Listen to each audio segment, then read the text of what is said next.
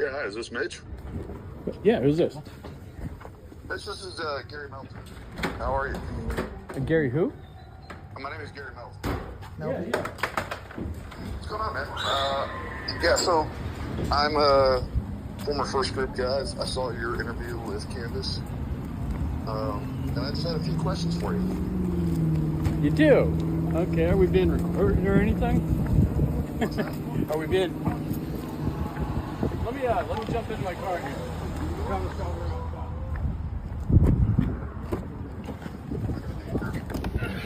Yeah, you know, talk to Mr. Valhalla. He had some ideas. Well, and who are you again? You're Nate, Gary. Sorry, Nelson? Just a second. Melton, M-E-L-T-O-N. Okay. Gary Melton. All right. What kind of questions you got for me? Well, I'd like to know a little bit more about. I'd like to know a little bit more about your history.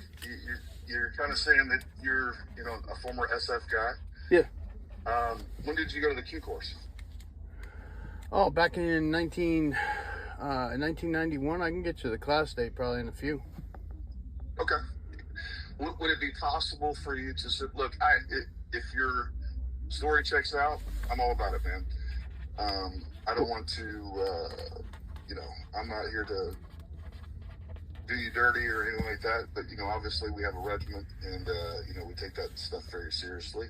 Would it be possible for you to send me your DD-214? Sure. The only thing you haven't done is you haven't told me who you're with. Oh, so I'm with.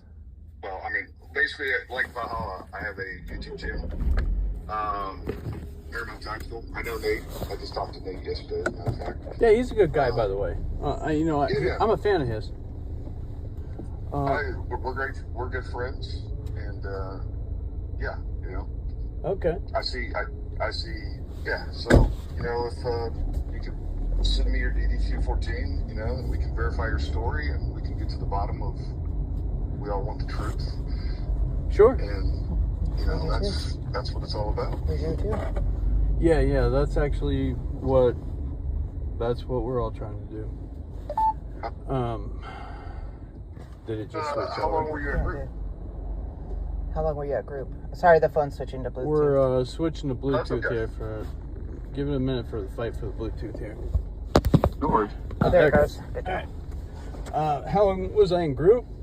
Yes, sir. About from 93, what was it, March? I want to say February, March of 93 until 15 November 1996. You said, I'll say it one more time for me. February, March. February, March of 93. 93 until 15 November 96.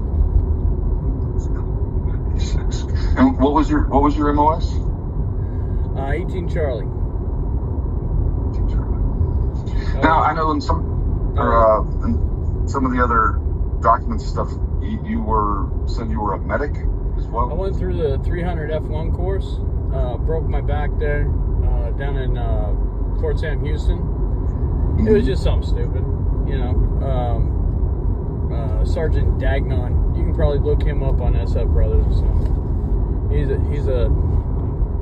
a good guy, but also I think every one of us are assholes. I was just one of the young guys that he convinced to go up to. I was known for going up to the Guadalupe River between Fort Sam and between San Antonio and Austin. Yep. Great place to go vacation, all that stuff. And in the summertime, they they float down the river, and the girls show us all their tits and stuff. It's fun time. I was young, honey. I know, Yeah. I get it. I'm a guy, you like that part.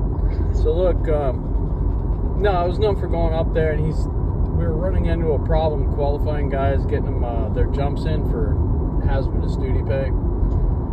He knew I was going up there, so I took the route he told me, but we didn't, count on the fact that winter there had been a, what do you call those things? A sinkhole that developed there. And it ate away at the little cliff, and I ended up falling like 60 feet. I broke my everything. Broke all the tarsals of my feet, calcaneus, both calcaneuses, left kneecap, shredded in half. I had to squeeze that back on. Lower lumbar, first, second, and third lumbars. Later on, we found out that I also had broken my, C5 and 6. Complete dislocation of left arm, torn labrum. You're lucky. You're not only lucky that you are alive. You're lucky you can still even walk. It was. That's a God thing. There was a colonel. Hold on, I remember his name. He's a good guy. Starts with Firth. Colonel Firth. He was in charge of the 300 F1 course back then, and he wanted me to go right back into the course because they couldn't recycle people back then. We didn't have enough slots, and that was like the first time I ever stood up for myself, and I said, "Look, people, I'm broken head to toe. I need some time off." I told him I have to go home for a little bit, and I think I took 3 weeks. I went home and climbed mountains. I'm an idiot. But, they put me in a Jewett brace. I came back and I had to get recycled into the next class, but they wouldn't be able to get me in for like, a year or so. But I was right at the point of starting the internship, and then that's right before they sent me back to Bragg for Goat Lab. So I pretty much I did the internship at the Brooklyn Army Medical Center burn ward. Yeah. So I was in the middle of that when all this happened. So did you ever go to an ODA? ODA 163166. Yeah. I'm sorry, 163? 163. And 166. So you were a first group? Yeah. Yep. Oh, okay, gotcha. Yeah. So was that? Yeah, I was on 183, 185. Oh, so you're an old dog too, because you got the old numbers. All right. Yeah. They actually, when I got there, I got there. We actually switched to 1323, and so I was there. I got there in 2006. Oh, you got there. So that's actually a little bit. Were they still doing? Because I thought they switched the numbers up. Didn't they do that around 2000 or so? No. It was 2006, 2007 that they went to the new numeric system. Yeah, I haven't been able to figure out the numeric whatever system. Somebody tried to explain it to me before, and I don't know. Okay. Well, it used to be obviously, first group, sixth company, third team, right? And now it's first. So it's first, like for 183 instead of being one first group, eighth company, third team. It is first group. So forgive me, guess what? You've already lost me, sir. Third battalion, third battalion, second company, third team. So they just added the battalion in there is really what it is. So it's just simplifies a little bit. I'm just gonna keep driving around for a little bit. We'll keep driving around while we got you on the card thing. Okay. Yeah. Bluetooth. I'll get you documents. Not a problem. Where do you want them sent to? We got all the documents. Where do you want them sent? It's Gary at ParamountTactical.com. Gary at Paramount. I'll text it to you. Okay, perfect. I'll text no offense, I'm going to go ahead and do my own lookup on you too, because I don't know, you sound suspect, we got to watch our back too. Yeah, I'll be calling you Private Snuffy on my own YouTube channel here soon. if you do, I'm popping popcorn. Okay, sir, we're talking here, and I know why you're calling me and stuff. And I really have to laugh stuff off because I've been through some hella shit, and I've been trying to warn our boys for a long while. But and I laugh and joke. a lot because That's how we get through. it's just fucking ridiculous. But yeah, if you tell Nate, no, I've been a fan. I actually tried to get on his show. I paid money to try and give him the tip. Super chats, yeah. That I had. I wanted him to vet me. Okay, you tell him that. I wanted to go through him, period. Because, we both know. Well, I'm sure I'll talk to Nate even today, but, you're definitely, I think he has an invite for you to come on his show, and you definitely have an invite to come on my show, so. Wow. I'm getting invited. Hold on, honey. We'd love to feature you, and Thank you. Look, if your story is true, this doing due diligence. Oh yeah, there's people out there. I've only got like half the nation in TPUSA now trying to search me down and kill me and dig up all my dirty records and dirty laundry. Yeah, no. Yeah, absolutely. Yeah, no. I only know. I never meant for things to blow up like this. No.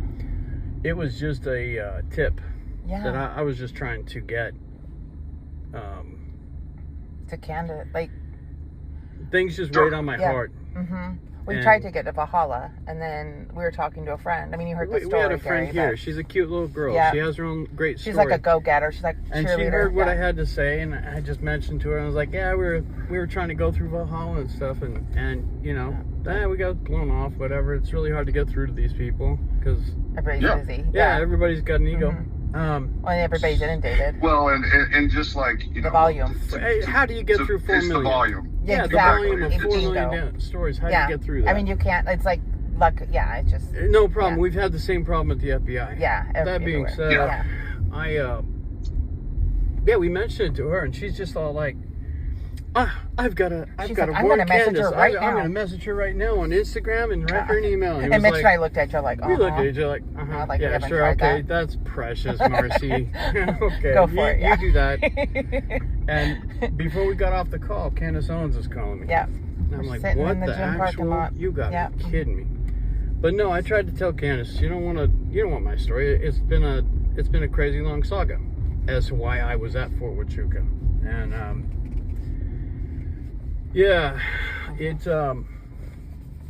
she kept pulling that thread. She wanted to vet, so I've gone through this with her. Went through this with who was it? Joe Kent. Yeah. Great guy, by the way. He's very busy. And I've sent him all the records, all that kind of stuff. I'll send them to you. Can you do me one favor? Just the guys around here, there's some vets around here. I've had a real problem with them. I give them records. Next thing you know, things get propagated. People copy stuff off. That's been one of the problems I've had around here with vets. I'm not a real, how should I say, not a real fan of a lot of vets around here. Right. I mean, we don't trust people with documents. Well, here's what I'll tell you, man. Listen, I think there's nothing more important than integrity. And if you send me any records, number one, I will. Look, I have a good reputation in the SF community and online and everywhere else. What I'm not going to do is, I'm not going to send your record to anybody. Okay, I appreciate it. I'll say that. I will confirm or deny your records verbally. I'm not here to smear you. I'm not here to, mess with you or anything like that. I want to know if the story is true. Yeah. That's really what it comes down to. And I'm going to send you my personal contact information right now. And if you need anything from me beyond this, and like I said, I'd love to have you on the show. Okay. Let's get to the truth. Yeah, simple as that. That sounds great. And I haven't had a whole lot of luck. As a matter of fact, those guys in SF Brothers, I helped start that. I'm one of the people that helped at the beginnings of SF Brothers and Facebook and stuff. I'm one of the first 100 that got onto there. And to put that together for guys, because, you probably remember since you were there earlier, if you got out prior to like 2006, you went out into a black abyss. You got cut off. I mean, it was hard enough to keep track of guys that you knew that were on the teams right across the hall from you, because everybody's on such a tempo. But then all of a sudden you're outside of group. people move, people change orders, people within a year, you're sort of cut off. And so we lose contact with everybody. Mm-hmm. So the whole Facebook thing actually ended up being a good,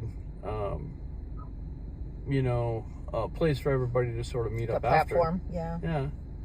And that's where, what was his name? He died a few years ago, the guy who started it. Really good guy. I still got him on the friends list somewhere. I don't remember it. But Thomas Drinkard, some of the old guys there, we put it together. They wanted me to be the admin at first, and I said, no, heck no. Because prior to that, I had worked for Microsoft, and I gave him hints and whatnot, and I was real glad when Bill Olson stepped up and take it over. But he turned out to... When things went bad for me like 2 years ago, I can tell you, those guys did not. What happened 2 years ago? Oh. Was that with your custody battle and everything going on with your son? Mm-hmm. I have been trying to get divorced for 10 years. Wow. Yeah. They finally let me. I've been there. You went through a 10-year divorce? Not 10 years, but I went through a really bad divorce, put it that way. It wasn't 10 years, but kids were involved, and I was on deployments, and she was trying to keep the kids from me, so I can, at least to some degree. I'm one of the guys, it's been because of my unique history, and because I did get targeted by something else that had been intentionally using this, I don't know, flaw inside of our judicial system. They just took advantage of it, and I've had a lot of people coerced in my life while I've been going through it. My wife was one, and after a lot of events in 2013, she finally, here I was, a broken guy. I couldn't defend her. They could do whatever they wanted, and she was deciding to go ahead and flip sides. So I decided, for my safety, my son's safety, we had to divorce, and it was supposed to be reasonable, but it became real unreasonable, and real quick allegations started flying. Because I'm special forces, I must have combat PTSD, therefore I'm a wife-beating, alcoholic, drug addict, all the serial murderer, serial rapist, pretty much every piece of spaghetti that can be thrown up on the wall, it's been accused of me. And I've been fighting through that, trying to hold on to custody of my, I helped raise my son. I was a stay-at-home dad. But no, they've done everything they can to criminalize me. And I noticed long ago that this was a pattern, not just with me, but across the board. Across the board with SF guys. And it pissed me off. And that they use the SF status too. It drove some guys to suicide. It drove others to... You really got to wonder if it was suicide. Right.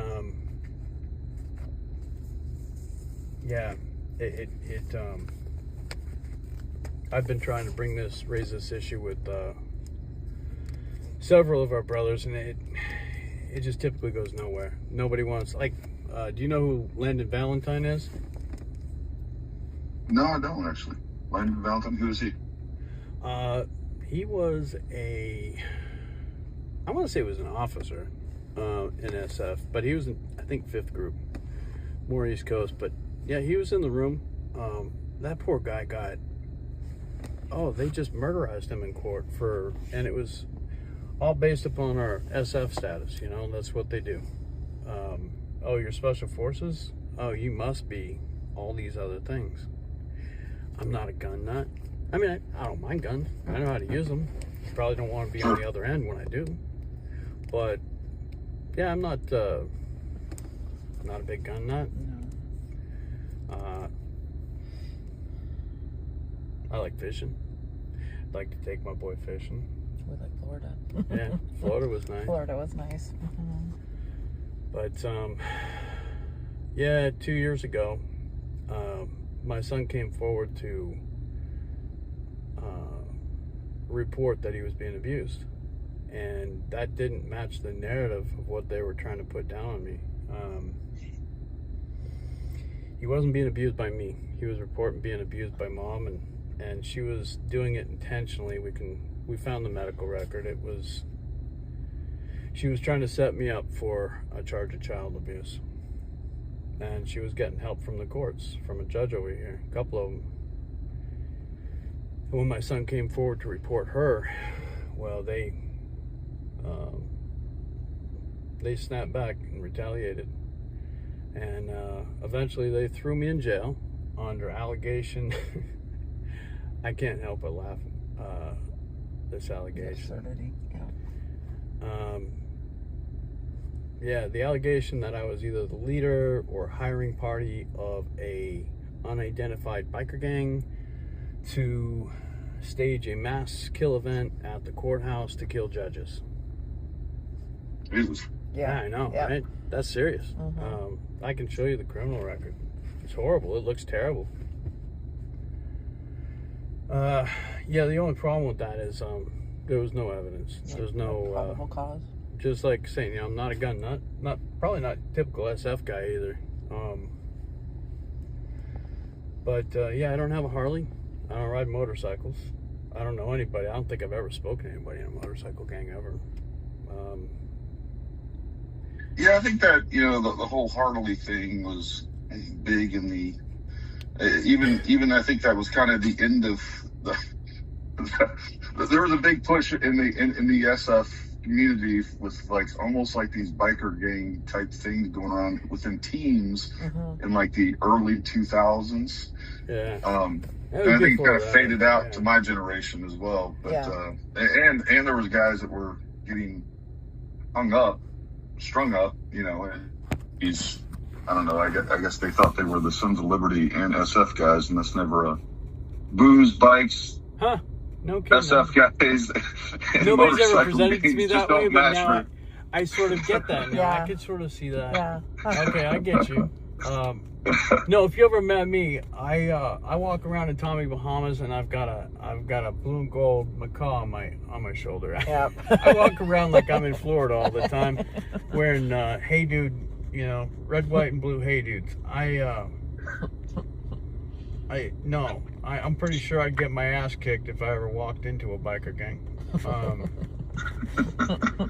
So no, I get the allegation. For anybody who doesn't really know or doesn't consider people being individuals. Sure. They're just playing on stereotypes. And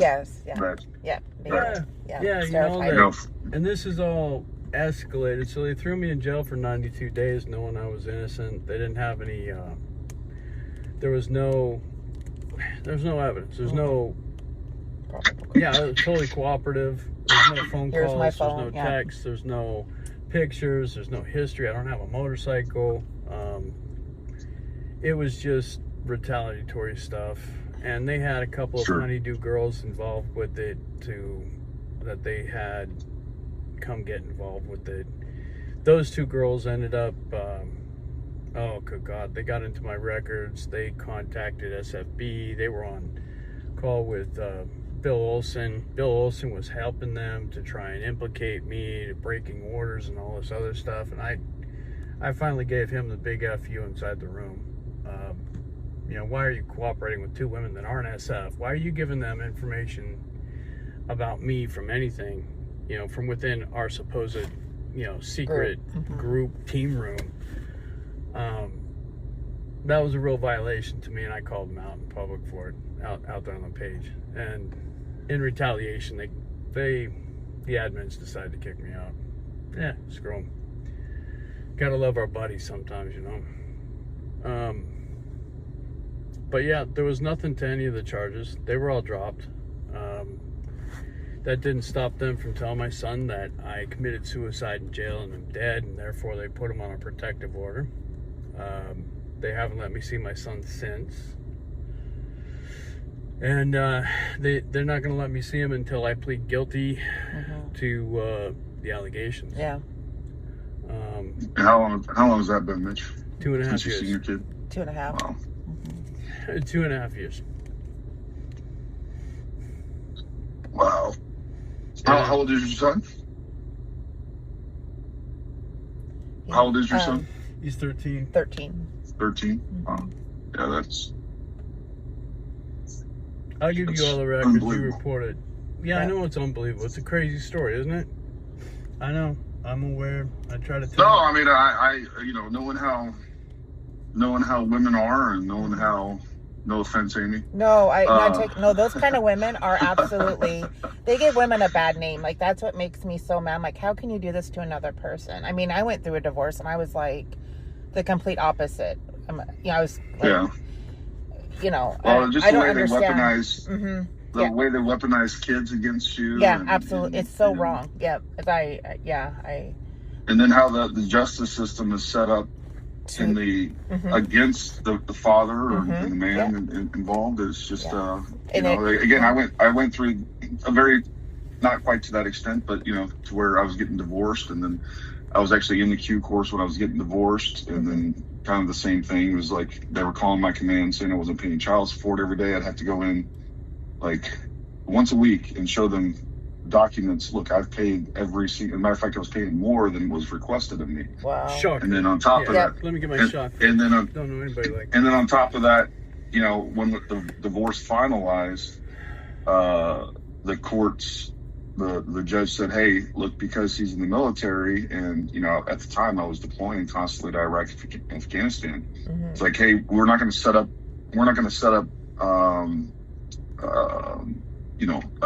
child visitation on a schedule. It's like when he has leave, you're going to give him the kids." And so when I would get back from deployment, and I'd actually, they lived in Texas at the time, so I'd fly to Texas to go to get, and then what she would do is she would hide the kids from me the entire time I was on leave, and I couldn't find the kids. She'd move them off to she'd move them around and I was traveling, trying to go to her family's houses everywhere I knew. She'd shuttle them around. Right, and then you trying to do that, let me guess, if you did she called the cops on me. Yep.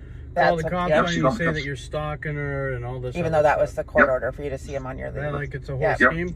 See, it's shocker. Hold on, let me get my shock face. No. I haven't played that game at all. I haven't heard that one. Yeah.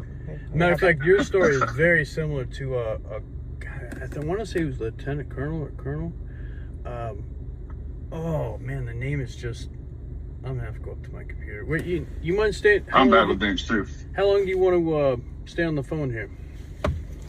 I got time. We're just gonna pull in the garage real quick. And I just sent you my contact information. Okay.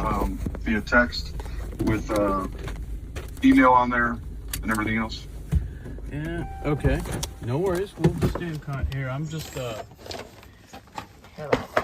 You caught us getting coffee and breakfast. I'm also trying to avoid the fire.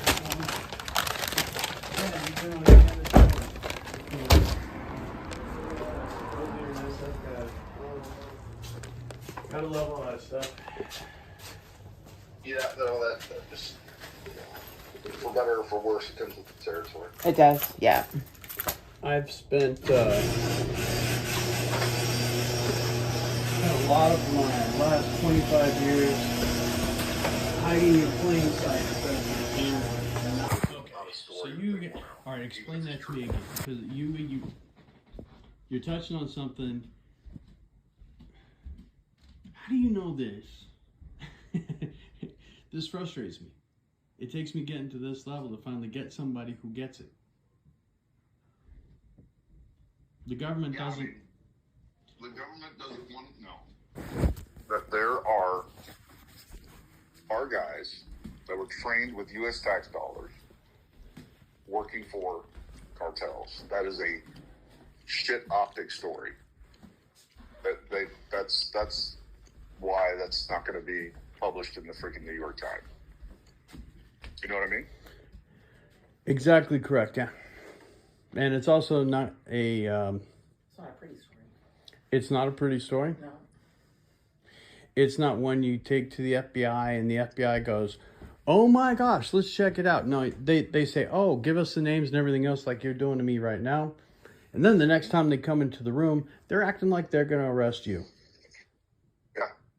Yeah, like how dare you even mention this? Yeah, no, I've been through it. Might have been, yeah, a couple of times.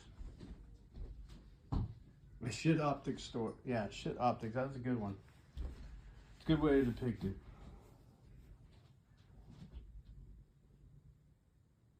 No, that's. I mean, we see that time and time again. There's a lot of, there's look when it comes to.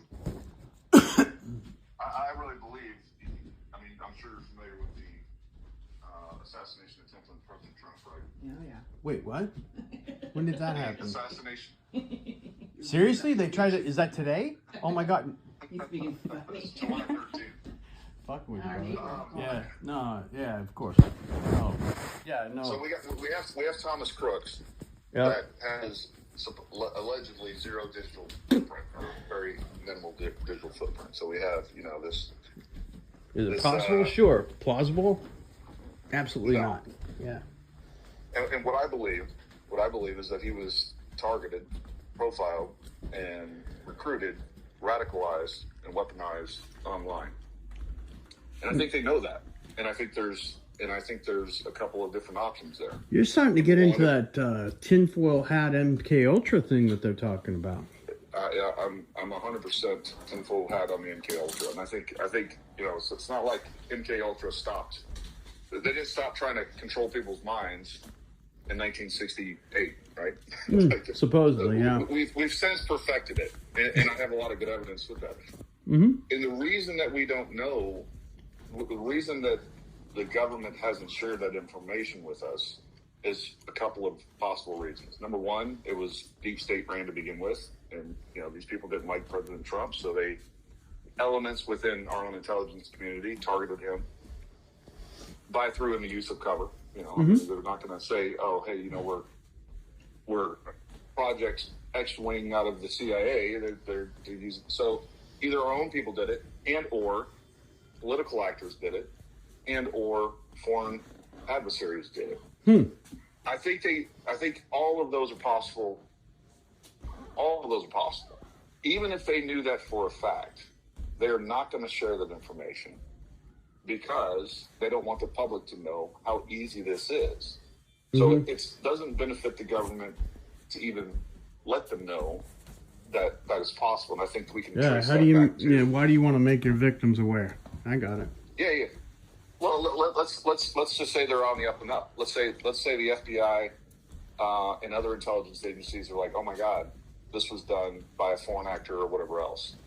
It still doesn't. It's kind of like the UAP program, right? Mm-hmm. Like speaking of tinfoil hats, I'm very into the UAP program. I know it's real, but there are people that have decided that it doesn't benefit the UAP. Is that the that's drones, right? UFOs.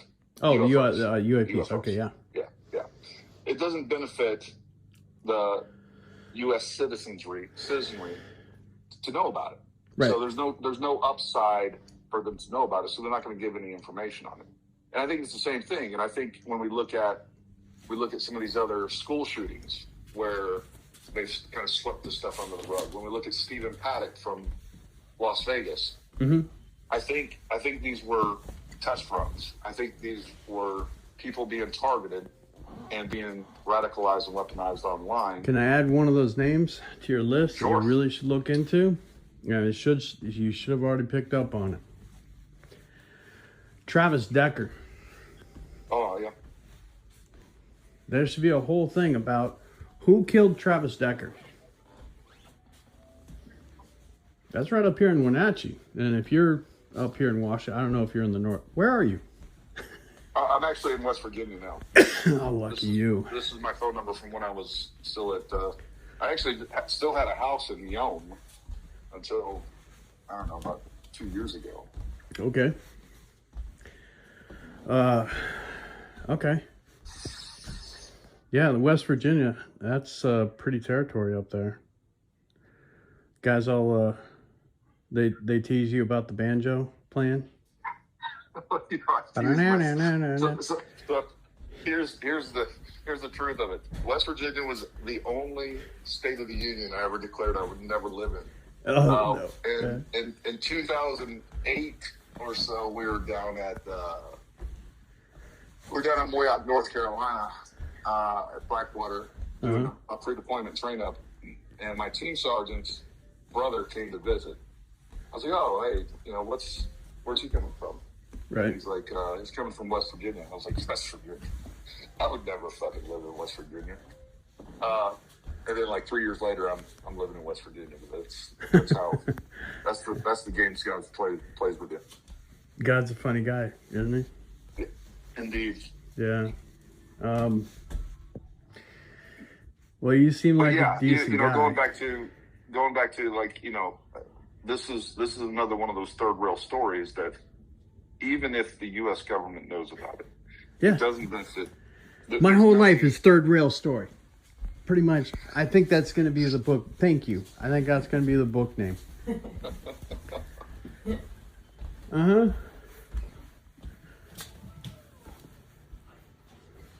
Yeah. So, but yeah, man. No, I'd love to have you on. I thoroughly enjoyed talking to you. It puts my mind at ease. Every time I hear Special Forces get online, the first thing I'm doing is I'm looking up truth fire digits, asking people, we know this guy, is he one of us? Yeah, I've done the whole Stolen Valley thing, Guardians of the Green Beret, I've given them people. Yep. I totally get it. I also, if you're going to talk to Nate, tell him, no harm, no foul. I mean, my missus, on the other hand, she's a little bit pissed at the guy. I wouldn't have him turn his back on her just yet, but she'll get over it in time. Nate's again, you know how our people are. We're all going to be extremely skeptical until we're not, and quite frankly, that's a reasonable approach. We know the last thing that we want is people within our own regiment or people with outside of our regiment. And I'll tell you, within the regiment, I'm a third rail, because I am a third rail. I'll tell you what, there's guys there. How do you say it?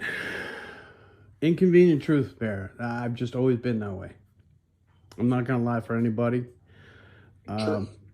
And that, unfortunately, there's a lot of guys, especially in the military, who are yes men. Yeah, I don't get it. Yeah, I ain't good with them. I've always been a bit of a contrarian myself, so I can relate. Yeah. No, I mean, I've done the whole flagpole, compete for Soldier of the Quarter and stuff like that. All the shiny boots and whatnot. But I wasn't in it for the Scooby Snacks. I wasn't there to pin stuff up. I was there because I wanted an actual mission. And that's one of the things I got disappointed with most. Like, if there was something I got disappointed with more than anything, it was the importance of politics within group. It was the start of the PC era, I wasn't down with some of those. I had some problems. I had to call a guy out for being, I don't want to offend you if you're gay or not, but back then you weren't supposed to be gay and be in the service. But, if that's your thing, it doesn't sound like it, but, it's 2025, you never know. I got an ex-wife, a wife, and 4 kids. Oh, half the gay guys in San Francisco have kids. That ain't no explanation. That's true. That's fair enough. Jesus. Fair enough. But no, I had to call a guy out. He was stalking me and others, and he was part of our class. His name was Jimmy Walker. You can go look him up. And back then, I got in trouble for wanting to just, I didn't want to be on the same team as him. Didn't want to be in the same group. Everybody kept asking me. Finally, they pressed it out of me. I had to tell the team, God, what was his name? Bruce Ring, big tough guy back then. Great team sergeant until this issue came up. And then, some guys are tough in front of bullets and jumping out of planes and stuff. And then they get in front of political issues like this, and they're not how do you say? No, you're right. They melt like little pansies, man. And it, you know, if you are actually SF, and you know, we'll check you out. I don't know. We'll see. Yeah. You know that the guys, the team room atmosphere, I used to describe it as they were worse than a group of old hens, a group of old ladies gossiping at church. Yeah, no, Son you're right. of a bitch, man. These guys. So. Team politics. Oh yeah. Well, this Jimmy Walker guy, his dad apparently was an SF general or something, and was part of the Clinton administration. And yeah, you know, I had to call him out. I didn't want to. It was the whole don't ask, don't tell. But you know, he made it pretty apparent.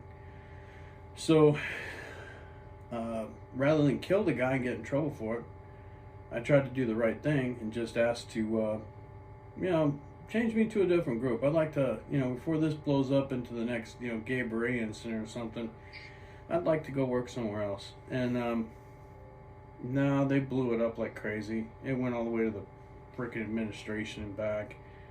And they took his side and they tried to claim, oh, he wasn't gay. Lying sons of bitches.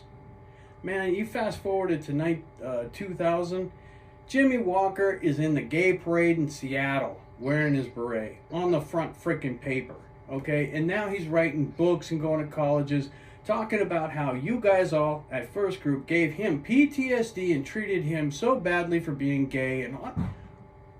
You know, I can't win for losing. This guy's making money off of this stupid shit.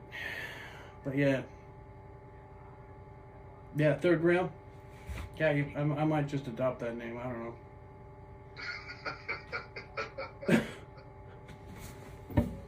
That's hilarious. Well, yeah, man. Now listen, it was really great talking to you. Like I said, what I will be is I will be your biggest advocate, and you know, if Yeah, only if I check out. You vet the shit out of me. I dare you to. That's what I was getting ready to say. You know, you check out. I'll be your biggest advocate, and either way, I'd love to have you on. I'll tell Nate I talked to you, and yeah, you can tell him I called him a big faggot with those jazz hands he's swinging around all the time. he does like this. He does like to. Throw You tell around him some I know that his sergeant major was Richard Simmons. Just by looking and about how he talks about big guys all the time, you know, and he's dissing on short guys, yeah, and then he's hanging around with his prison sex partners, JD DeLay, yeah, all right, a little bit suspect, and it makes more sense that he's from First Group. You tell him I said that. Behind channels. I will. All right? I will. All right. No, it's really been good talking to you. Thank you for reaching out, honestly. Yeah, man. No, that's what I thought was the right thing to do, to reach out to you directly and not, you know. Yeah, I can go ahead and name drop a bunch of people. Me and Nate Chapman, for instance, we were good buddies. We graduated Robin Sage together. We went through the, what do you call it, the commemoration dinner, you know, the SF dinner and stuff together. But First Group, the wonderful people that they are, didn't even send a rep for us. So it was me, Nate, and Tom West, who sat there drinking the champagne. So because there was only three of us, we had a whole bunch of extra champagne that all the other guys wanted. So it started a little bit of a war during the dinner. But yeah, no, I can name drop all day long. I know the people, places, things. Awesome. Well, like I said, you know, if you will, just send me your DD-214. I'll check that out. You know, I'll like I said, man, I'm here to be your biggest advocate. Do you want my social security number on there? Can I trust you with that, or are you going to redact it? I'm not. I'm not going to show even your DD-214. You can. I think probably I have your social on this thing. Again, I'm not gonna dox you. You found my social on there? I mean, they got my social on that thing.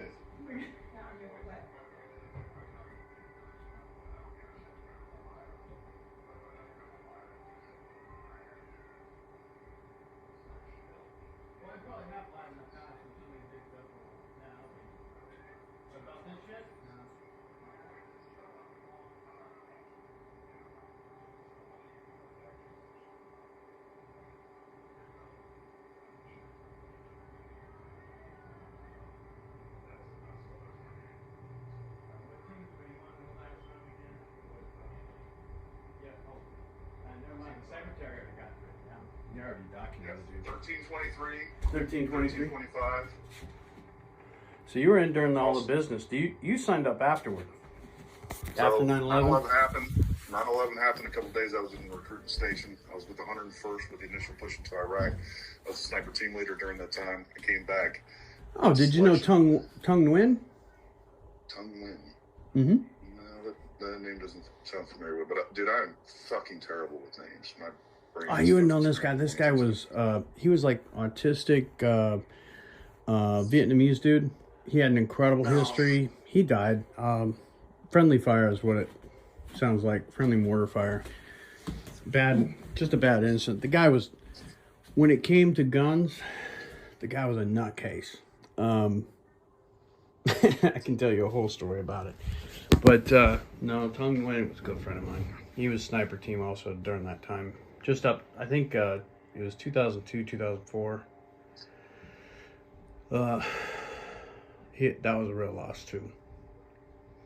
Yeah, I was with the 187 Infantry at the time, and then when I came back from the initial deployment to Iraq, I went to selection and went SF and was in the Q course from 2005 to 2006, and then went to first group, and then went on 3 more combat deployments and multiple training tours, Philippines, Asia, all the good things. And then I don't know how the strip clubs were. I could tell you a whole thing about the first Gulf War, and training there, and they were asking for people to go and come back. And if you were at Fort Bragg while they were deployed, they always said that there were no women available at Fort Bragg before I went, because it's like 8 guys to every woman there. Something like that. Yeah, there was a little bit of competition, and Rick's, I think it was Rick's, right? The strip club there. It was like a strip club right there on the main drag or something. I think it was Rick's. Anyway, they had every place at Fayetteville was a strip club. Like even you go out to breakfast and it was topless. Yeah. Yeah, you couldn't go out to breakfast with your family without, it being a topless joint. So, yeah, what an incredible time that was before 9/11, way back when. But yeah. I still got while I was there, and at the time, I started dating a woman that's now my wife. But yeah, I still have a condo off of Riley Road that we've had as a rental property. Oh, wow, that's fun. Riley Road. Yeah. I don't know when the last time you've been back to Bragg, but man, that place has changed. It's been a while. I've heard it's become a city. Oh, it's freaking insane. Yeah, so is Fort Lewis. I tried to navigate there, and I couldn't even find Madigan anymore. Yeah. But yeah, my son was actually born in Madigan. Oh, really? Yeah, my daughter was too.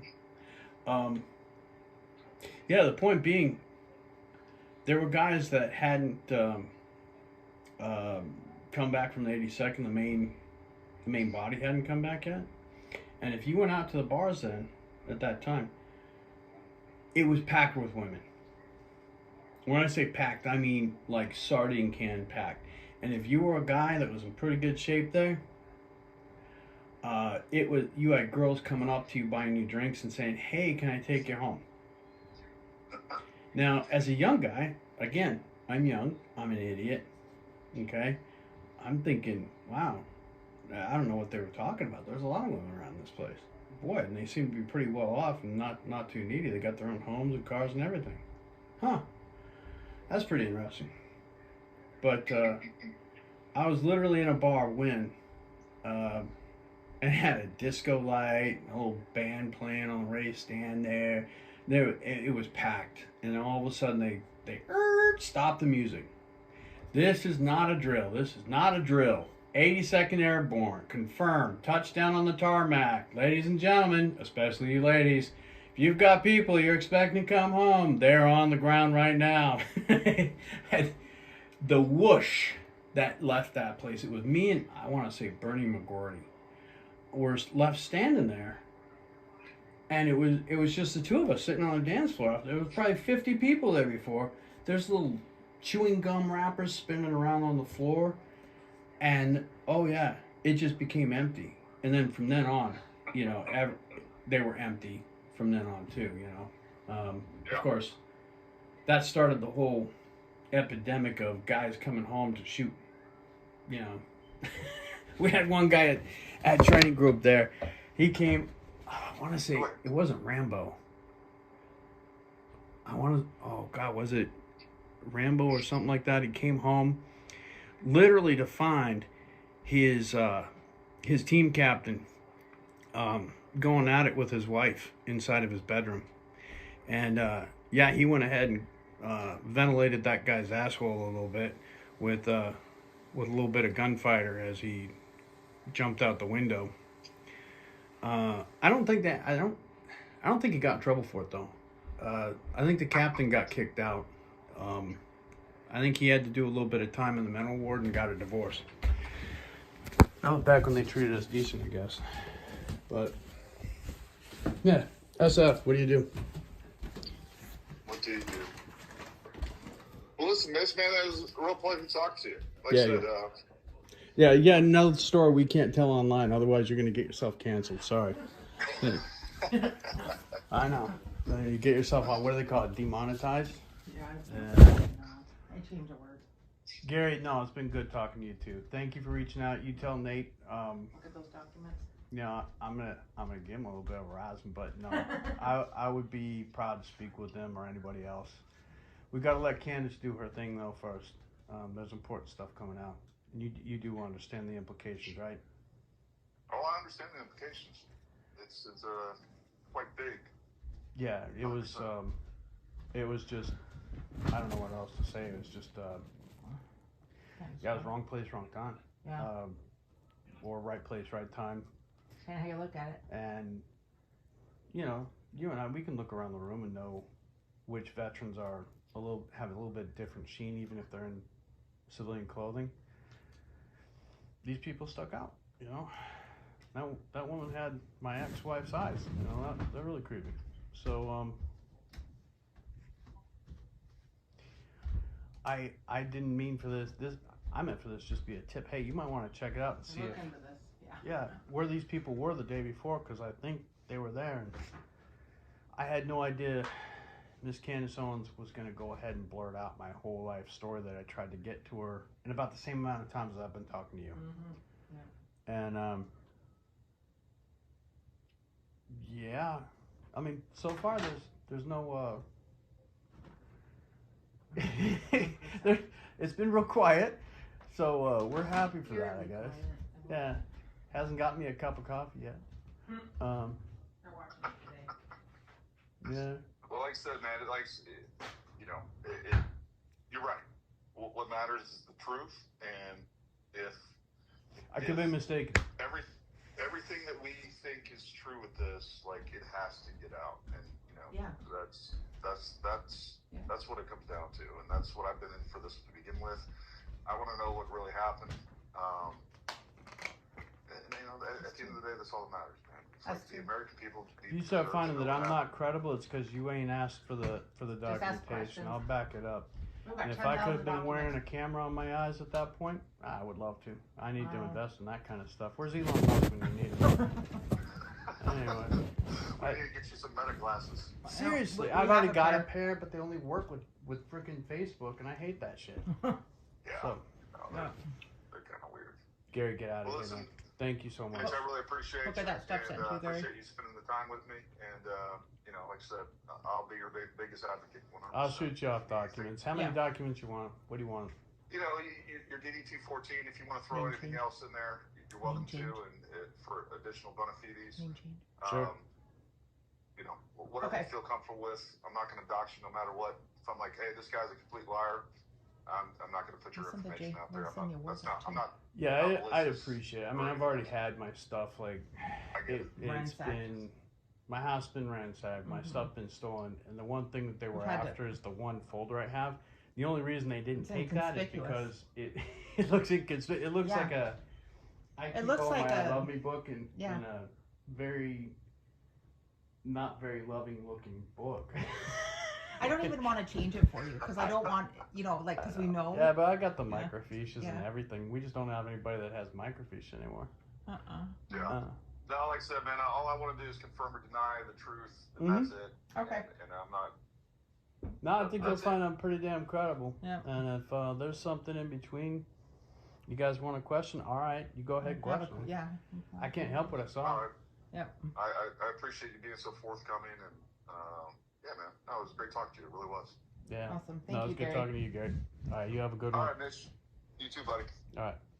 Bye.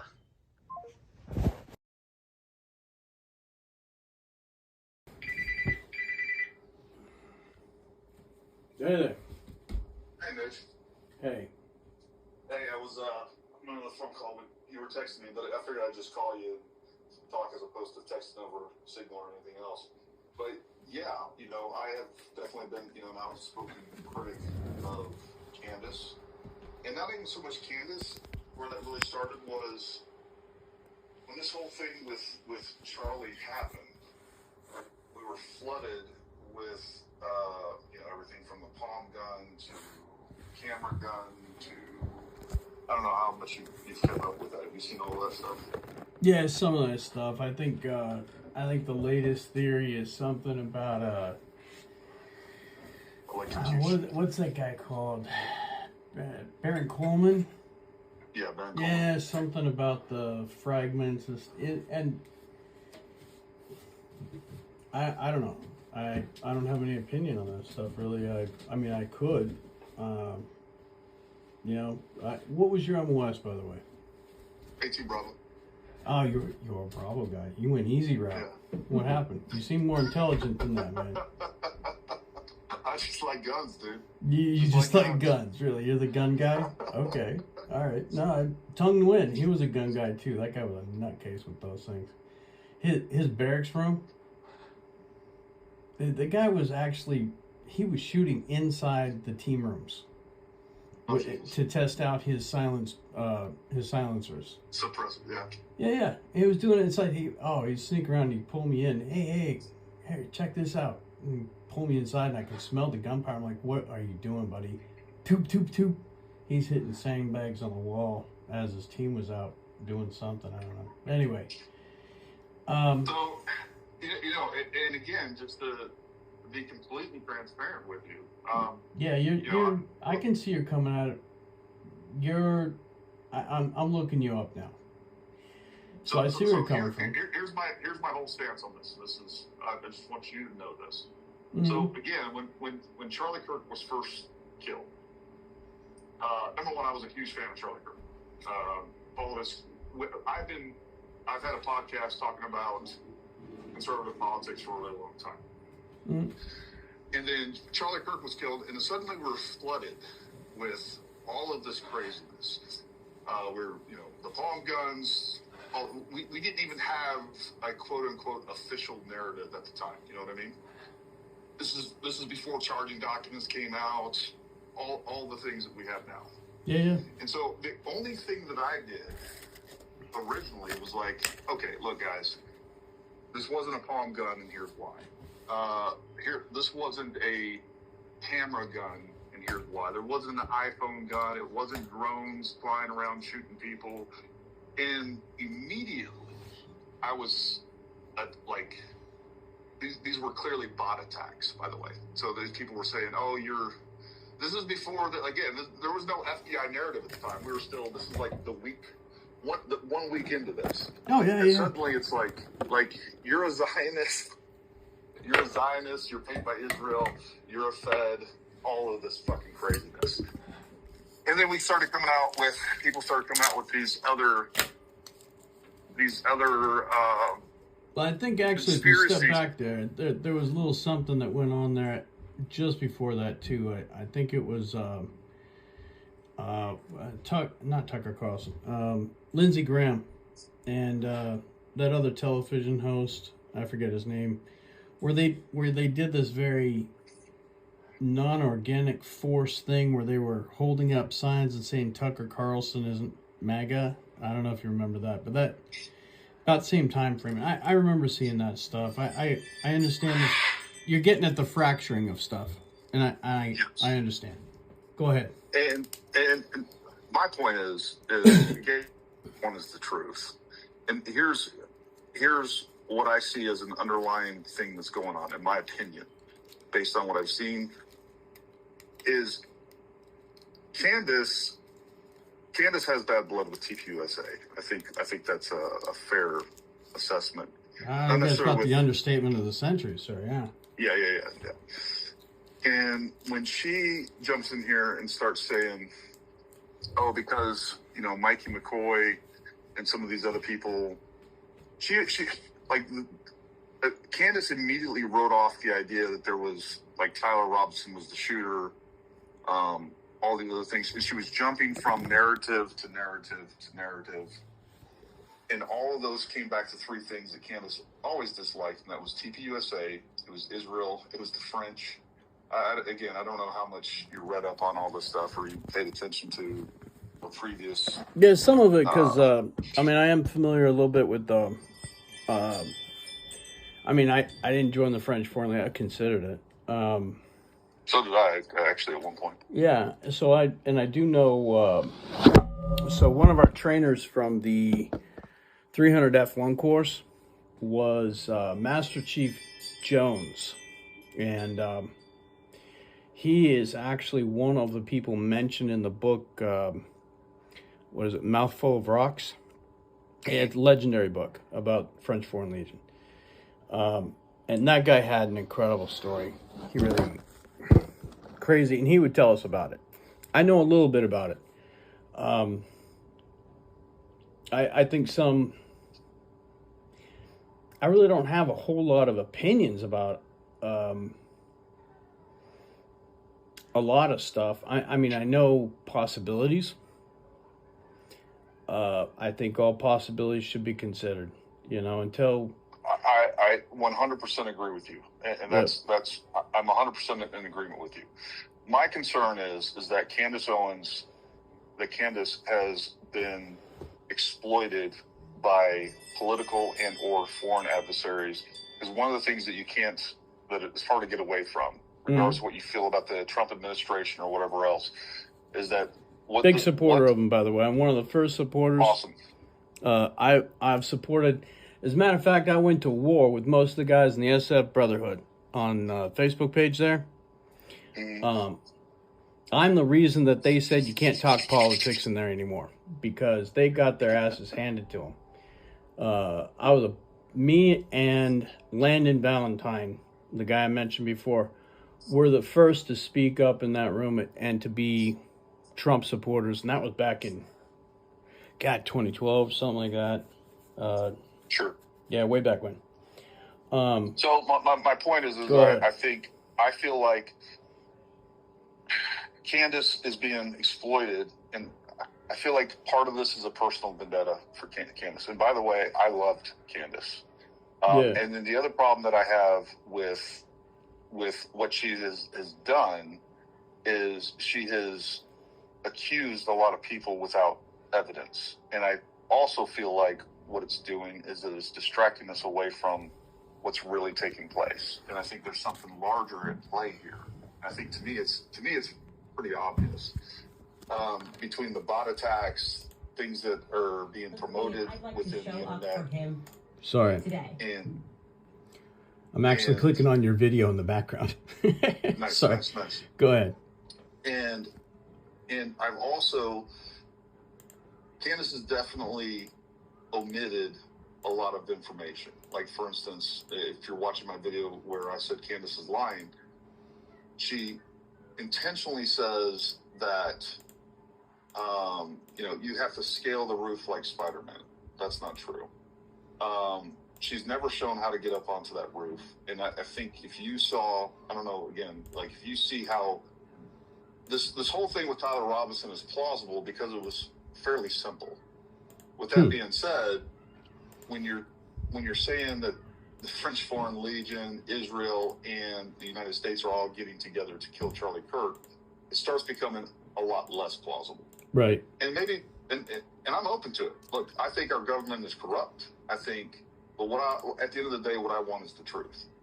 And, I went to UVU to see what was going on there. I did a 3D model. I had actually paid for was it, a surveying drone to actually model the place, and then I paid for the model itself so that people can, and I gave that away for free. So that people can go on there, take a look at this, and they can place shooters in different spots and figure out what's possible, what's true, what's not. Oh, you were going to set up a 3D model to try to reenact the scene and CSI it from, I get you, yeah. Yeah, no, and I did, okay. and I gave that. So here's what happened. I spent thousands of bucks traveling there. I spent thousands of dollars, my own money, with a 3D model surveyor with a drone to map that place. And then when I got back, I spent a bunch of money in addition to another guy named CJ Carenti. He had a model. What we didn't have was where the Charlie set up, right? So we didn't have the tent, we didn't have Charlie, we didn't have everything from that day from the scan. And he spent tens of thousands of dollars modeling the tent accurately, putting Charlie in the right spot. And that model is plus or minus like 1 inch. That's how to scale and accurate it is. So what that allowed, and then I gave that away. I just made it public. People can download it. There's 2 different versions of it. There's a Blender version, which is 3D modeling software. And what that allowed us to do was, just like you said, you can, like, okay, there was a guy saying, oh, there was a shooter over in this position. Well, just looking at it from Google Earth and imagery, I'm like, man, there's not a line of sight from that position. I just know it, but I can't prove it. So what we did was we got the model, and then people can put shooters in that position. You can see from that position whether or not what is real and what is not. At the end of the day, like, I want the truth. That's what I want, and I think that's really important. And I do think there's some things that are happening that I think there's a lot of psychological operations taking place right now. I think some of those are political. Some of those are possibly being perpetrated by foreign adversaries because they don't want the Trump administration. And what this has done is it's put a lot of doubt on the current Trump administration. And I do think that some of the things that are being said and being done are going to greatly affect the midterms, going to greatly affect 2028. And I think you and I can agree the last thing that we want is, I'm okay holding the government accountable. I want to hold the government accountable no matter what. I get where you're coming from, and if they were involved in this, I'll be the first one to say, let's fry these guys.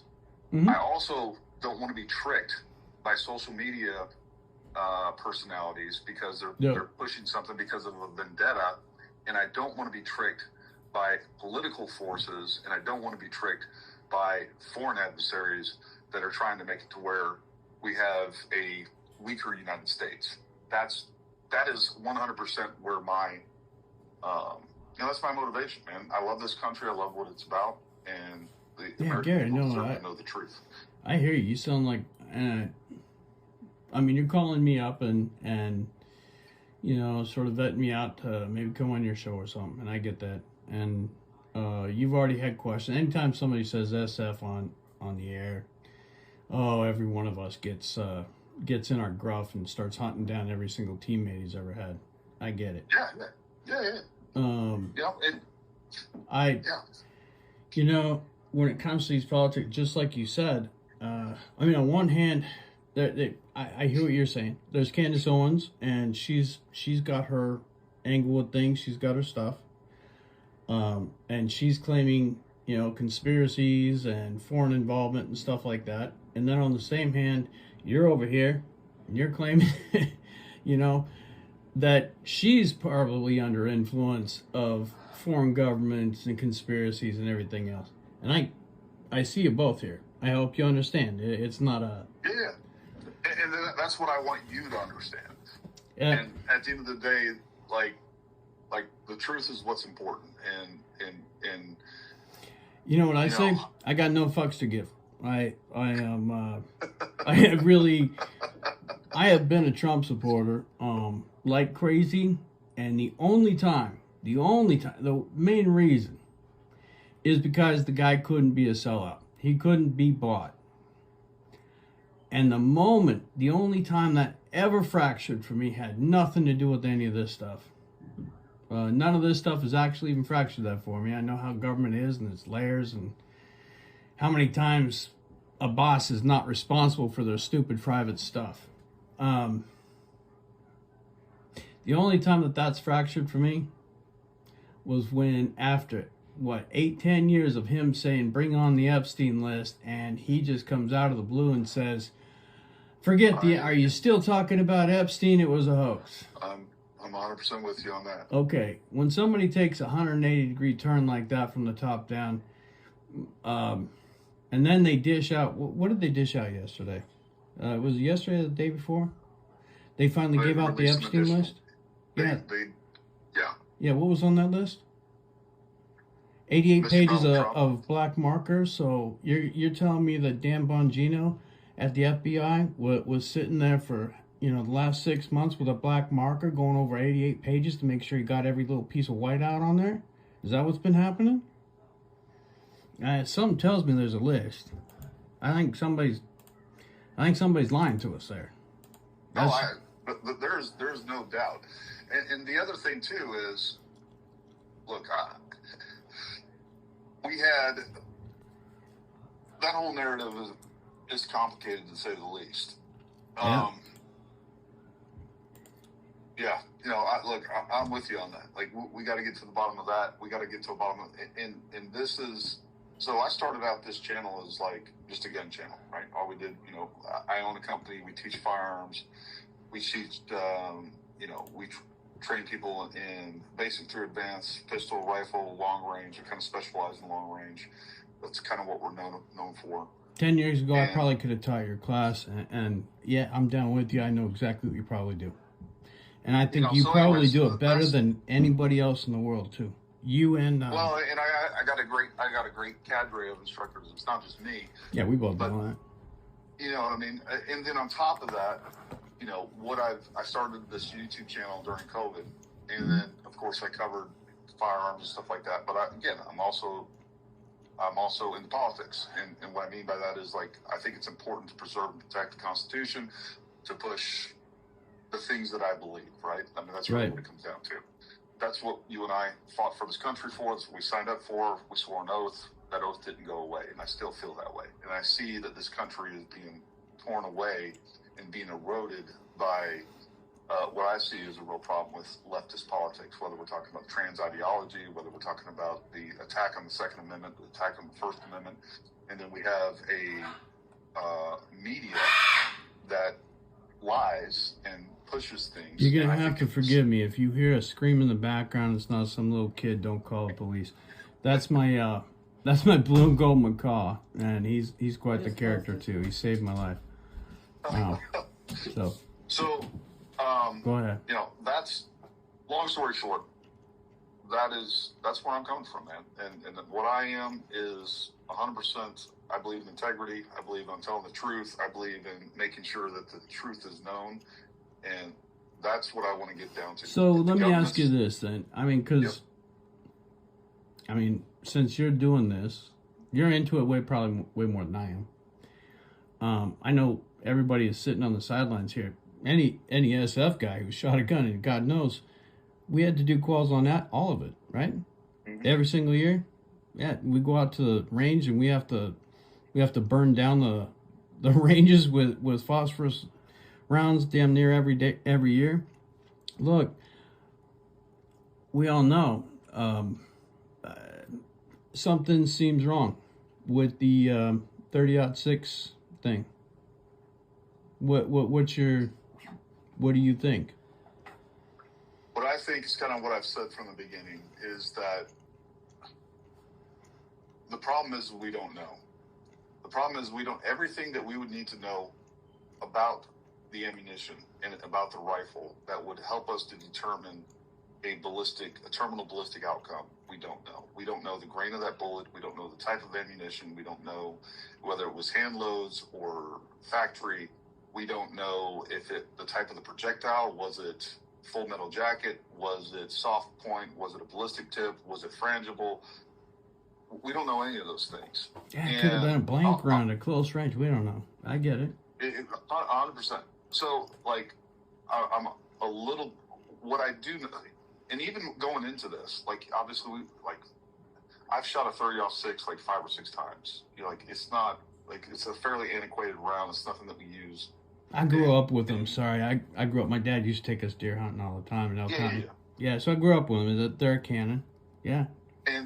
But the reality is like with the 30-06, there's everything from like 55 grain old accelerator rounds all the way up to 220 grain, and with a lot of different other options in between.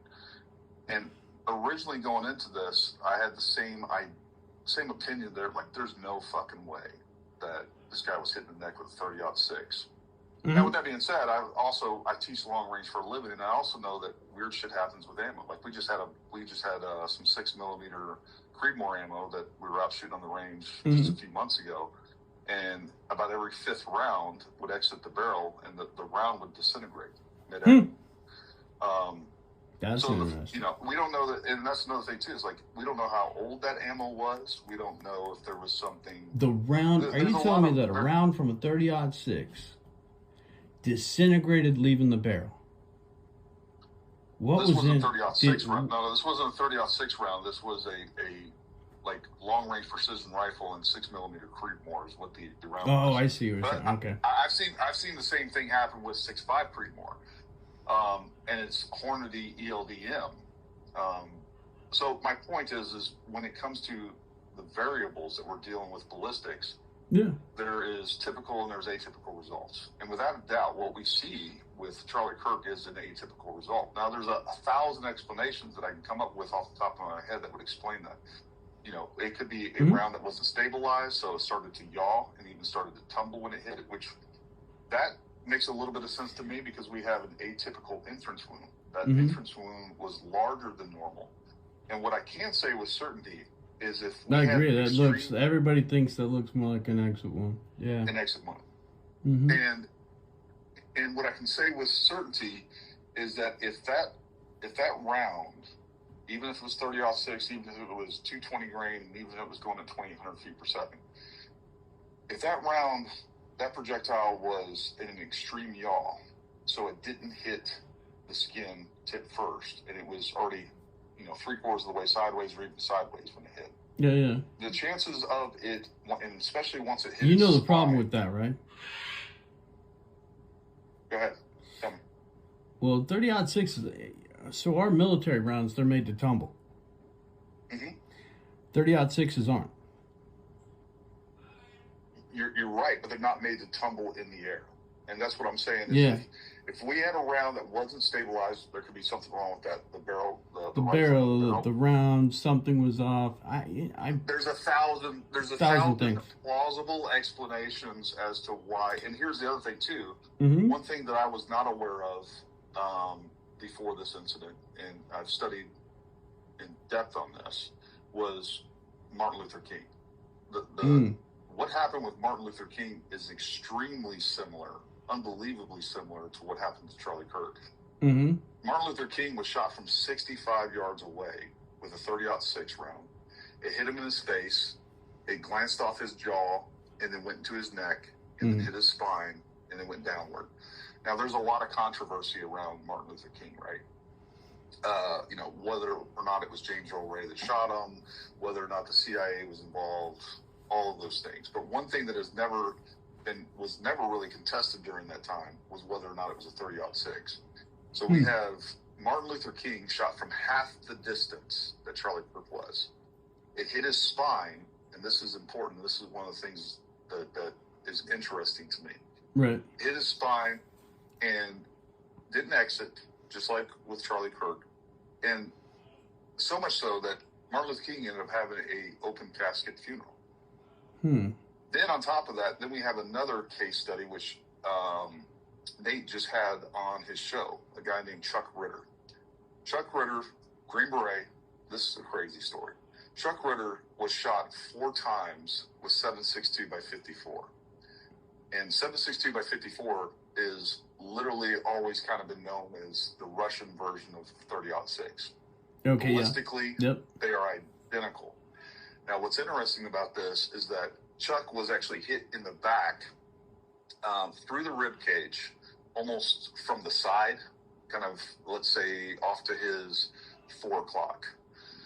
It entered his back, hit his spine, went downward, and not only did he live, he had no exit wound, but he lived. He was shot 2 more times in that incident. So he was shot 3 times with 7.62 by 54, and the tough son of a bitch kept fighting, and it ended up killing the guy that shot him. I think both of you have to admit that there's a long list of Green Beret Medal of Honor winners that you take a look at Benavides. I don't know if you ever got to meet him. I did. No, I know his daughter, a wonderful lady. It's really sad what they did to Benavides' wife. Holy damn. But I'll tell you, yeah, the guy was riddled like Swiss cheese. How does he live through that? What is it? You talk about, is there evidence of magic bullets? Yeah, at times. I think maybe. I think you're right. And when it comes to that, like, here's the thing, is if the point is that people are trying to fill an unknown. Number one, we have a lot of people that don't, like, when I hear somebody kind of speak from authority and say, oh, well, I've been hunting my whole life, and 30-06, I blow a tree in half. Okay. Yeah, it could. Depending. You're absolutely right. Could. Yeah, I get it. It also could just stop inside of within 1 inch of a tree too. I've seen that happen. Yeah. It depends on the tree. It depends on I have all kinds of hunters. Weather, rain. Yep. All sorts of stuff. Yep. The point here is that people that really know ballistics understand that there's 1,000 variables that can determine an outcome, right? Mm-hmm. And I have hundreds of hunters that have sent me pictures of. I just got one the other day. The guy shot a deer in the shoulder with 30-06. He says 35 yards away, and it lodged into the outer shoulder bone. Didn't penetrate, and then he ended up having to put another round on the deer with 30-06. Yeah, it finished off. Yeah. So the point here is that well, here's the real issue. We have Tyler Robinson, who we have his DNA on the firearm. We have DNA on the trigger. We have DNA on the spent cartridge. We have his DNA on the towel that he used. We have surveillance footage of him getting up to that position. We have surveillance footage of him moving out to the position as described by the charging documents. Then we have text messages, which are definitely weird. We also have him admitting to his parents that he was the shooter, and then his parents turned him in. To me, that's probably one of the biggest. Well, I think that last part there, that last part actually, if I've been paying attention right, good, and trust me, I'm trying not to. I have one of these things called a life.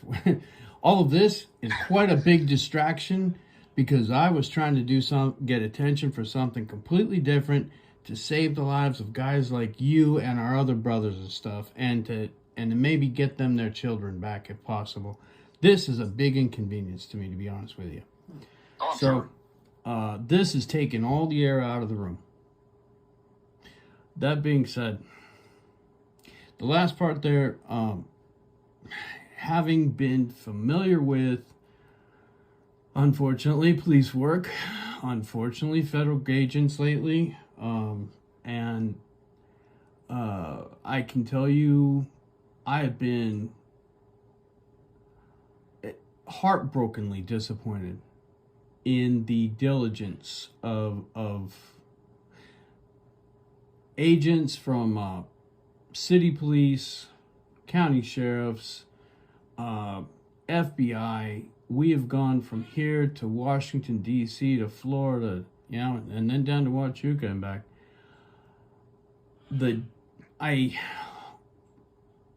Wow.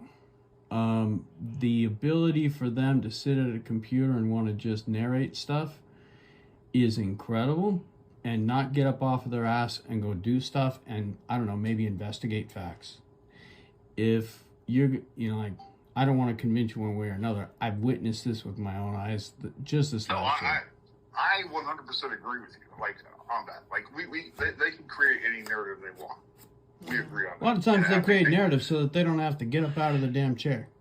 100% agreed. That's will. why, to me, the most compelling portion of this that makes it more likely that Tyler Robinson is indeed guilty is that his parents turned him in. That's actually been debated. They don't have that evidence. I don't know if you've caught that or not. I know it's been debated. Yeah. I don't know that there's because here's the thing. Let's say that your son was being put up on death penalty charges, right? And then they release a document saying that you turned them in, and basically part of your testimony as a father is the reason that they're charging him. Yeah. Would there be anything that would stop you from getting in front of a camera and saying, these people are trying to railroad my son to a death penalty case? And I'm here to tell you, you are barking up the wrong tree. I actually have a real case example of that. And it concerns one of our brothers from way back when. As a matter of fact, it was while I was at Fort Bragg. And yes, I watched him get accused of... So we're going to divert so that you understand where I'm coming from on this for a little bit here. No, send it. He had picked up a girlfriend in Texas when we were there at 300 F1. I got recycled into the, they didn't want to lose me. The cadre actually stuck up for me. It was really sort of sweet what they did, I guess. So when I broke my back and stuff, they gave me time off. They couldn't get me back in the medic. They recycled me into the Charlie. I go to Charlie, my buddy. He goes, he continues on. I think he was the class valedictorian at that point, going to GOAT Lab. So he's going through, you know how stressful that is, right? That's like the most stressful part of the medics program there, that they're losing their minds. But he got this girlfriend, brought her along. They're in Fayetteville. She ends up bringing her 3 daughters from her previous marriage. These 2 weren't married yet either. Just all of a sudden, they're in a 1-bedroom apartment. Now they've got 3 girls with them. And one of them comes back while I'm over there visiting with my buddy Joe Ross or something. He was going through the course with us too. The 3 of us knew each other. We went over to Doug's place. And the little girls, they come in after school. Terry brings them in. And I happen to notice, being that, you know, I've been through the medic course, I'm EMT qualified, all that kind of stuff. Me and Doug were in the course together. And I see this little girl, and she's got one pupil blown out bigger than the other. Now, you've done your cross training, right? Oh, yeah. Okay, what does one pupil bigger than the other indicate to you? Brain damage. Yeah, there's something going on, ain't it? Yeah. Yeah. I looked at that too, and I was like, whoa. Plus, I also happened to go out at night. Back then, there was a big... God, what was that stuff that they were using? Some people going out to clubs and whatnot, they were doing those drugs that would make your pupils get all big and stuff. They were a little bit crazy. Ecstasy or... Yeah, something like that, where you know, it's something you noticed back in that time. And this little girl, she's got one pupil bigger than the other. I bring it up to Doug, and of course, they don't have the money to run off to the hospital with her, and I think he made a big mistake. And he tried to play it off that, no, it's common in 7% of the population, he says. I'm like, oh, Doug, I don't know. I don't ever remember seeing that with her. I probably would have noticed something like that. We leave, and a couple days later, you know, Doug and Terry and the girls are gone. Me and Joe, we can't get a hold of them. And finally, we get contacted by police and whatnot. And we have to find out this backstory from them. But apparently, in the middle of the night, she ends up on the floor, sweating. He tries to do... So what does an SF medic try to do when he sees something, you know, girl sweating, She's got a fever. It's called the ambulance. I'm going to go try to manage, right? And he puts her into the tub, I think, to try and cool her down. Instantly, she goes into, you might know this term, the flying fag position, is what I remember they used to dub it. I can't remember. It's when there's brain damage and all the extensors seize up.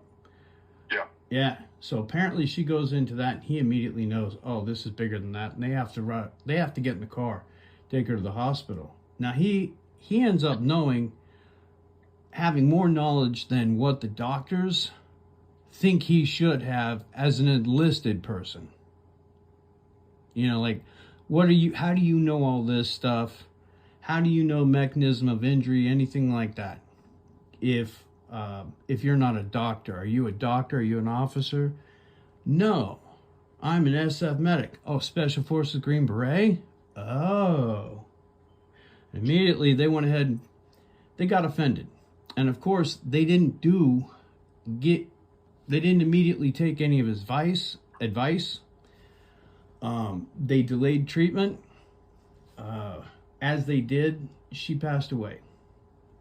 What they found out later, years later, is that she had returned home from daycare that day that we had seen her. She had been hit in the forehead by the daycare owner's son, a 5-year-old.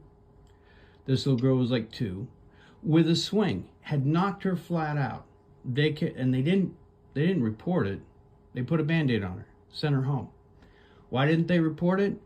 Because the daycare owner, she was the daughter of the elected sheriff, who called Dad when she had a knocked out 2-year-old at her place. Dad said, put a Band-Aid on it, don't say a word, send her home. So that's when me and Joe saw her. Doug didn't take her to the emergency room. 2 days later, they finally go, she's dead. Now, Jesus. What do they do to get out of all of this? That sheriff ends up putting investigators on it to go ahead and turn Doug into a child abuser. Doug had never abused anybody in his life. Sure. Now, was he gregarious? Was he... did him and Terry maybe get into some yelling matches? Absolutely. They were those types that, what do you call it? They yell at each other and then they turn very passionate. And the next thing you know, you have to leave because they're making noise in the bedroom. And it's like, oh, geez, you know? So, but yeah, no, I sat there and had to be a witness to the sheriff putting out in the paper that both him and Terry had admitted to harming this little girl. And they did that, and they held him on house arrest for years as they basically isolated him. They put out, I can't tell you how many times in the newspaper, they put out false things. They would say that those people said something that they didn't. Sure. That just to poison the jury pool, just to poison the public, and they did, and they got away with railroading him. He got convicted. He was in jail for 13 years until they finally, the daycare owner had a crisis of conscience, and she came forward. And even then, they couldn't get him out of jail, but eventually some deal got worked out. He's now moved on with his life. It's caused him tremendous amount of pain. We lost a valedictorian SF medic. So now you're telling me, you know, would they come up with something? Would they come up with a lie? Would they say? Would a prosecutorial team lie to the public? No, I'm not disagreeing with you on that. Oh, yeah, No, they would. I've had it happen to me here. I 100% believe that they would. What I'm saying is the parents. If they're putting things in those charging documents that they're basically using the parents' testimony, which they do, as evidence against Tyler Robinson. What I'm saying is that the parents The fact that Oh, they what would haven't come stop them forward from and- going out? I'll tell you exactly what it is. The attorneys. The attorneys would tell the parents to shut up. Don't fight it. We'll fight it in court. We promise. Guarantee it. all of that's possible. I don't disagree with that. Mm-hmm. But what I'm saying is that when it comes to the court case, if that is true, then we get the parents up on, because it's going to happen. Mm-hmm. If the parents get up on the stand and confirm or deny that, the case is going to fall apart. If this was all a lie. Yeah, based on your created by the opinion right there, Constitution. just that alone, Yeah. that would make a case fall. I get you. And I think that, you know what, if that holds up and all of that's true and these texts and everything else, hey, wow, okay. If that's what really proves it, fantastic. Okay, we got the guy that And by did the way, solve it. that doesn't prove that this isn't a larger conspiracy. And this is one of the things that I've said from the beginning, and me and Nate Still see don't eye to explain eye what on I this. saw down in, it doesn't explain what I saw the day before. That's what we need to figure out. And that is exactly why I contacted you, because this is a critical piece. It's not about debunking you. It's about, hey, is this indeed true? Am And I if it accurate? is, Do I have good eyesight? Can I remember stuff? Do I have a pretty good memory? Am I Sure, vetted sure, as an sure. SF All guy? that. All the credibility in the world. I get it. Yep. Yep. All of that's true. You know what I say But to here's it? the thing: Vet there's away. nobody that's going to be harder on the U.S. government than me and Nate if this is true. Mhm. You know what I mean? Like, okay, I don't give a shit if it comes to find out that I want to know who the fuck killed Charlie Kirk. That's what I want to know. And if the U.S. government was involved in one way or another, here's the other thing. Even if Tyler Robinson is indeed the shooter, that doesn't exclude the U.S. government from involvement, because I think, just like Thomas Crooks, and this is where I was going with earlier, Mhm. I think that somebody recruited, radicalized, and weaponized this guy, even if that's the case. So that still puts, and that's something that needs to be discussed and So- make people understand that is something absolutely possible. You're a gun guy, right? Let's see. Let's do something. Let's analogize. You mind if we take a little minute to analogize? Sure. I have an appointment at 5:30, but I just want to let you know that. But I do want to hear this. All right, so 4:30. you I'm got a at car 4:30. shop and you got cars that don't run. Okay, so people bring them in, they don't run. And every time you go into that car shop, and that car shop says, it's a broken cylinder head, you got to replace the whole engine. Okay, so the next guy comes in, he can't start the car. All right, different car, whatever. And he says, broken cylinder head, you got to replace the engine. Okay, fine. You do that a third, fourth time, fifth time, every single problem that goes into that shop, supposed complicated issues, and it's always the same thing. Broken cylinder head. Got to replace the engine. Now, call me stupid, you know, but I don't think every car that don't start has a broken cylinder head and needs an engine replaced, right? You with me on that? Oh yeah. Okay. So when I take a look at any of these things, if I do have an opinion, and maybe this gives you enough, when I look at some of this stuff, and I don't want to necessarily be a conspiracy theorist. You and I both want to shoot things down the middle. The only thing I find weird about every single incident since JFK, to include the one that you brought up there with Martin Luther King. So JFK, Martin Luther King, Ronald Reagan, President Trump, and now Charlie Kirk, and there's probably a few more in there. Every single time, it's a lone shooter and magic bullets. Every time the FBI gets involved, whatever section that is, there's some old guy sitting up there, and it seems like he is that mechanic in the thing who says it's a broken cylinder head and you got to replace the engine every time. Well, somebody at the FBI, they've got this narrative where it's lone shooter, magic bullets. Lone shooter, magic bullets. And you would have a fantastic point, and maybe I can give you advice for your show, if I could be so bold. Be bold. Do it. Go repeat the findings. Go repeat the magic bullet. Go get a 30-06, get on a roof, shoot it from that angle, and have it lodge in their neck. You repeat that, then you got something. Well, we're going to. We're absolutely going to. And here's the problem with that, or the challenge with that, is right now what I need is I need to know what the ammo is.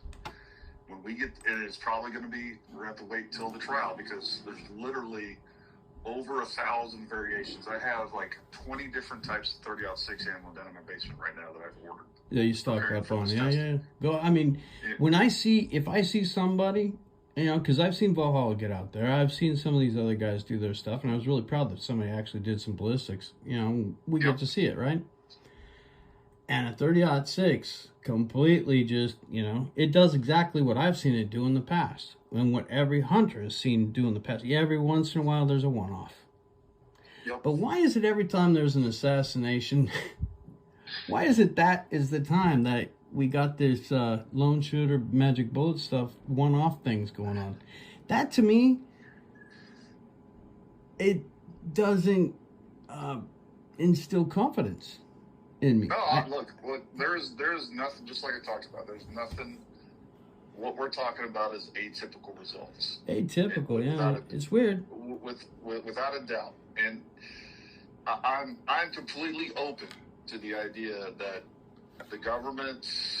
Yeah, I'm just a regular old guy just sitting here. You know, I try to live my life. And again, none of this is convenient for me and what I've been trying to do to get my son back. So, yeah, when I look at this stuff, I just... Oh, Lord. Hey, somebody go repeat the stuff. Fortunately or unfortunate for you, I think you potentially have the information and the key, because if we can verify your story, I think it changes everything, and that's why that you have become such an important piece of this.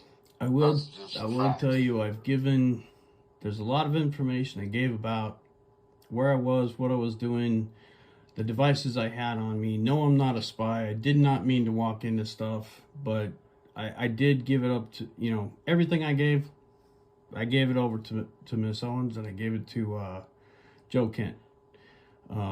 There's, you know, and that's, again, I offer my witness statement. I think that they will have, there's going to be more corroborating things coming. And I'll just give that to you. But I do believe that the truth, what I saw, it doesn't change anything Eve talked about with magic bullets one bit. I have no opinion, no connection. I'm not with, I didn't know Charlie Kirk. I watched him, absolutely support him. I thought what he did was courageous. Thought it was also dangerous. Because I've seen some of those literals. If you ever go to Portland, holy cow. Don't ever have a Trump sticker on your car. Yeah, I don't know. Where I was, what I was doing, it had nothing to do with any of that stuff. I just have the worst luck in the world. I really do. You do. I agree that you do. And like I said, you know, that's why it's so important to corroborate your story. Mm-hmm. And at the end of the day, the only thing that matters is the truth. I mean, nothing else matters. Nothing else matters. No narrative matters. What matters is the truth. And if we can corroborate your story, and again, just like I told you before, you know, I'm going to be your biggest advocate without a doubt. And we need to get you on the show, and we need to get more information on that, and you know, see where this leads. That's what we need to do. Well, we'll yeah. I'm all for it. I can tell you, me personally, yeah. Ever since any of this has aired, you know, the internet trolls are out there. They're digging up superficial stuff left and right, and they're trashing the hell out of my name. And of course, yeah, look, Native Valhalla, I hope you spoke to him. I did. I talked to him. I got no hard feelings. I'm going to razz him a bit. You know, no offense. He can be a big guy like once. I made a whole living of big guys underestimate me. I'll chop down a redwood and break its branches off. But I like him. I think you guys are on. And look, I said the same thing. I said the same things as Nate did. Like, hey, I don't think this guy was an SF guy. And I'll be the first one to go on the record and be like, hey, you know what? I checked out his story, and Nate has said the same thing. I just talked to him. I was like, he looks, he sent me some documents already. I'm an SF guy, and I'll tell you what, there's a lot of SF guys that hate me for being an SF guy. I've been 8-balled like crazy. Yeah, no, there's personalities in SF, just like yeah, there's a few. The whole Teddy thing, you should have seen that thing go on. I remember that went on. That was nuts. I don't know if you remember that or not. Remember what? Say that again? Oh, Teddy, he was one of the first guys, like the Survivor. No, it wasn't Survivor show. Dual Survivor on the History Channel.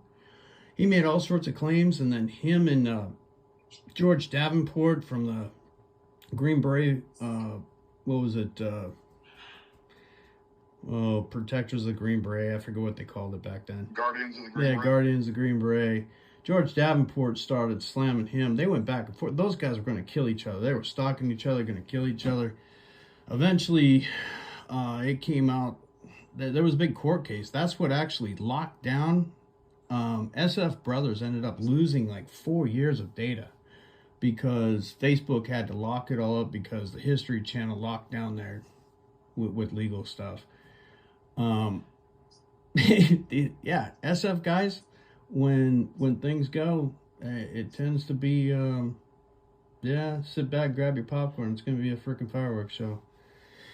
Anyway, we get ourselves involved. I got a appointment I got to get to, but like I said, whether, unfortunately for you, I think you are the key to this entire thing. And I think if we can get everything you said corroborated, I think it's, I think it opens this thing up to something much, much bigger. And we'll see where this goes. Far, I'm open to it.